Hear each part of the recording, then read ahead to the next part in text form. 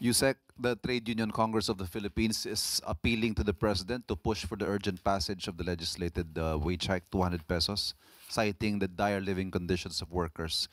Is this something that the President has already considered and is discussing with his cabinet?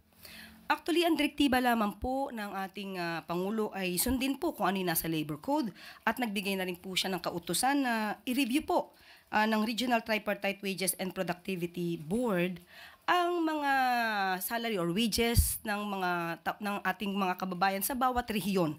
At sa kasalukuyan po, nagkaroon na po ng pag-review sa 16 na rehiyon at may mga rehiyon na rin po na nagtaas na mga sweldo.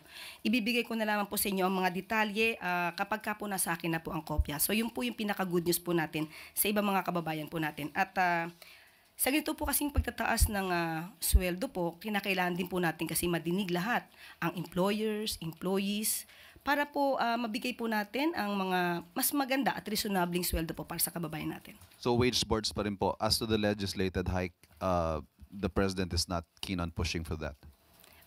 Yan po ay ngayon po ay pending po, kung di ako nagkakamali, sa Kongreso. So hintayin na lamang po natin kung meron po silang magiging resulta sa kanilang gagawin pong legislation. So yung forthcoming na i-certify as urgent ng Pangulo ito, hindi pa po natin nakikita? Wala pa po, as of the moment po ha. Wala po sa akin pang naibibigay kung anumang direktiba patungkol po dyan, pero minadali po kaagad ni Pangulo ang direktiba po dito sa ating RTWPP. Thank you.